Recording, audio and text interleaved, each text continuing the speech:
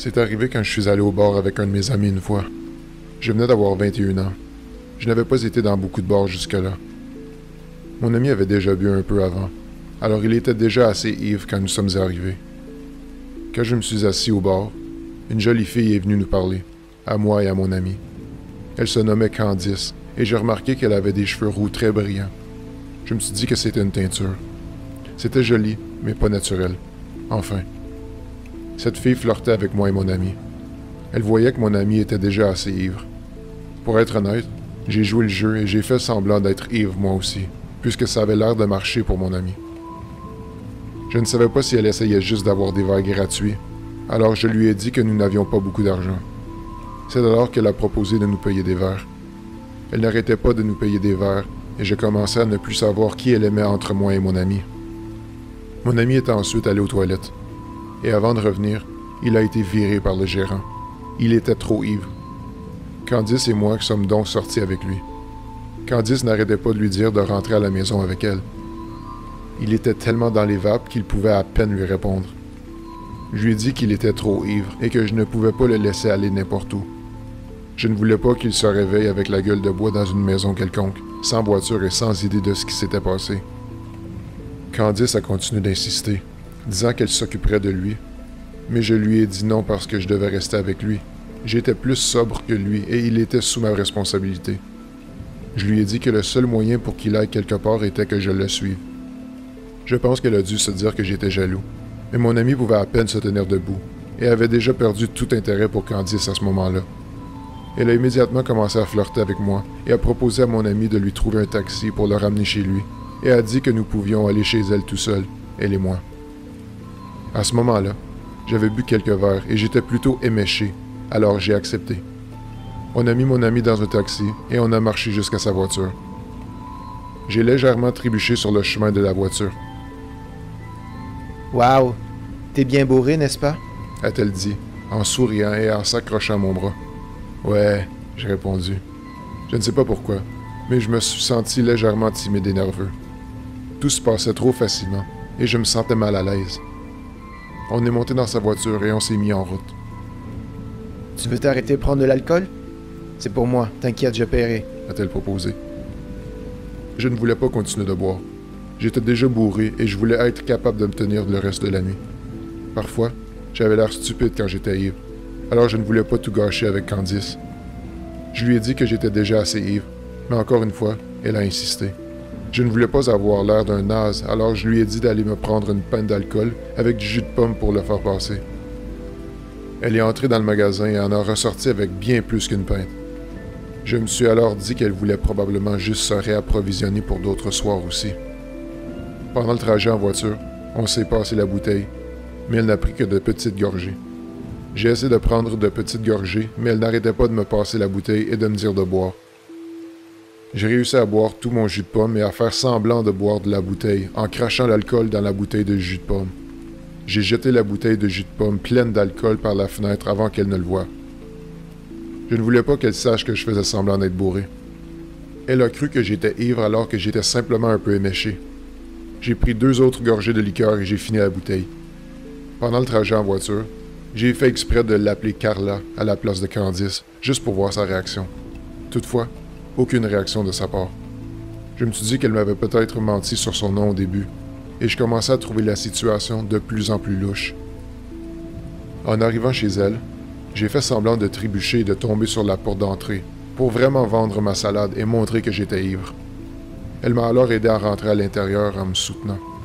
Elle a ouvert sa porte d'entrée, qui n'était pas verrouillée. Nous sommes entrés dans sa maison, elle a fermé sa porte d'entrée, puis l'a verrouillée. Je lui ai dit que je devais aller aux toilettes. Je suis entré dans sa salle de bain, j'ai verrouillé la porte et j'ai regardé dans le miroir. Je me sentais bizarre, comme si quelque chose n'allait pas. Je me sentais de plus en plus ivre après avoir fini la bouteille. J'ai ouvert le robinet pour faire du bruit et me suis fait vomir l'alcool que j'avais bu. J'ai tiré la chasse d'eau, je suis allé à l'évier et j'ai commencé à boire l'eau du robinet de mes mains pour me dégriser. Je ne voulais pas être ivre, mais je voulais quand même aller rejoindre Candice, alors je voulais faire semblant d'être ivre. J'ai fermé le robinet et c'est à ce moment que je l'ai entendu chuchoter à quelqu'un. « Il est complètement bourré. Il peut à peine se tenir debout. Toi, fais-le. » Mais à qui parlait-elle? À faire quoi? Je suis sorti de la salle de bain et je suis entré dans le salon. Dès que je suis entré dans le salon, je l'ai vue aller dans une autre pièce. Tout ce que je pouvais voir, c'était l'arrière de sa tête. Ses étranges cheveux roux très brillants qui allaient dans une autre pièce. Je n'ai pas vu son visage ni rien. Je l'ai juste vu entrer rapidement dans la pièce. Le salon était assez sombre. « Hey, tu vas où? » J'ai bafouillé comme si j'étais ivre. Elle est revenue dans le salon et s'est approchée de moi. « Viens, on va dans ma chambre. » m'a-t-elle dit. J'ai regardé ses cheveux rouges vifs, puis ses yeux. Ils étaient différents. Son visage était différent. C'était une autre fille avec les mêmes cheveux. C'est là que j'ai compris. C'était une autre fille avec la même perruque.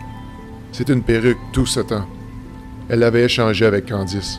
Mon cœur s'est arrêté. Mais j'ai essayé de faire comme si je ne savais pas que c'était une autre fille. Je lui ai souri et lui ai dit que j'avais juste besoin d'aller aux toilettes une fois de plus et que j'étais désolé d'être aussi ivre. Elle m'a dit « C'est pas grave, mais dépêche-toi. » Je suis allé dans la salle de bain et j'ai fermé la porte. Je l'ai entendu murmurer quelque chose à quelqu'un encore une fois. Cette fois, je pense avoir entendu une voix masculine murmurer en retour. Honnêtement, je ne me suis pas concentré pour écouter exactement ce qu'elle disait. Il se passait quelque chose de louche et je devais sortir de cette maison au plus vite. J'ai ouvert la fenêtre de la salle de bain et j'ai sauté directement dehors. J'ai couru plus vite que je ne l'avais jamais fait auparavant. Je n'ai même pas regardé derrière moi. J'ai juste couru par le jardin de derrière, sauté la clôture, traversé le jardin de quelqu'un d'autre, atteint une route et couru vers la route principale. J'ai continué à courir le long de la route principale jusqu'à ce que je voie un magasin. J'ai donc couru et je me suis tenu droit devant le magasin, devant la caméra. J'ai appelé un taxi et je suis rentré chez moi. J'ai essayé de réfléchir à ce qui s'était passé ce soir-là. Mais qu'est-ce qu'ils avaient prévu cette nuit-là? Pourquoi m'a-t-elle donné un faux nom? Pourquoi essayait-elle de nous faire boire autant, mon ami et moi? Je pensais à un vol, mais elle dépensait beaucoup d'argent pour nous.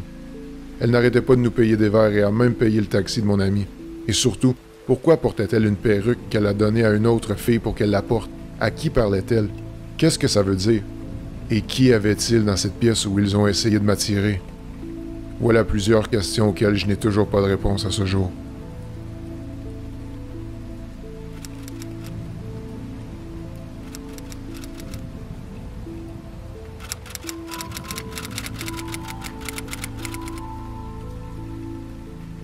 J'avais environ 7 ans et mon frère environ 10.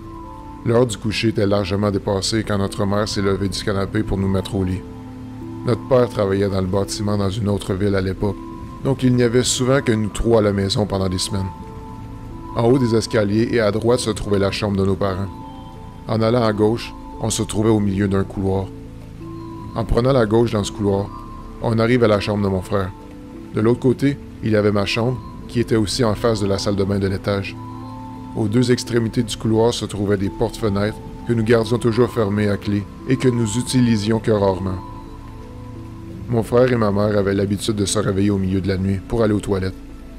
Je le savais seulement parce que j'ai toujours eu le sommeil léger et qu'ils ne pouvaient pas s'empêcher de tirer la chasse d'eau avec la porte grande ouverte.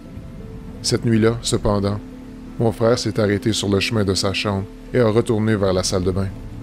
Je me souviens qu'il m'a dit récemment qu'il essayait de faire pipi avant d'aller se coucher, car ces jours-ci, il avait trop peur d'aller aux toilettes la nuit. Il disait qu'il voyait souvent un homme portant des rayures au bout du couloir. Je ne sais pas si ma mère s'est dit que mon frère racontait des histoires de fantômes pour essayer de me faire peur, ou si elle était déjà à moitié endormie et n'a pas compris, mais elle n'a pas du tout réagi à ce qu'a dit mon frère. Moi, toutefois, au contraire, j'étais terrifié. Rappelez-vous que je n'avais que 7 ans à l'époque. La peur de voir un fantôme comme celui-là au bout du couloir était la raison pour laquelle j'ai commencé à courir de l'escalier jusqu'à ma chambre la nuit. Des années plus tard, alors que j'avais environ 18 ans, ma mère et moi avions eu une conversation dans sa voiture au sujet d'un chien que nous avions eu pendant une très courte période lorsque j'étais petit. On partageait des histoires sur la tendance de Max à détruire mes chaussures et d'autres comportements indisciplinés. Lorsque ma mère a lâché, « Tu te souviens de la fois où j'ai ouvert la porte d'entrée pour les policiers et que Max a couru à l'intérieur jusqu'à la cuisine et a commencé à déchirer le gros sac à nourriture pour chien que nous avions? » Cela m'a vraiment pris par surprise, car pendant toutes les années que j'ai vécues dans cette maison, on n'avait jamais appelé les flics. Je lui ai alors demandé de quoi il parlait, et elle a eu l'air tout aussi surprise, comme si elle venait de me révéler accidentellement quelque chose qu'elle n'aurait pas dû. « Oh, c'est vrai, je ne te l'ai jamais dit parce que tu étais trop jeune à l'époque. » m'a-t-elle dit. Elle a enchaîné en me disant qu'une nuit, elle s'est réveillée en entendant des bruits devant sa fenêtre, et quand elle a regardé, elle a vu un homme qui regardait fixement dans sa chambre. Elle a poursuivi en décrivant comment le fait d'allumer les lumières l'a fait partir en courant, et comment elle a attrapé le pistolet de mon père avant d'appeler les flics. Elle a dit qu'elle ne se souvenait pas de tous les détails qu'elle leur ait donnés quand ils sont arrivés. Grand homme blanc, portant une chemise à rayures et un jean, cheveux noirs courts, un truc comme ça. Les policiers ont dit que ça correspondait en fait à la description d'un homme qu'ils recherchaient activement dans la région. Eh bien, il s'est avéré que cet homme s'était échappé de prison pour meurtre.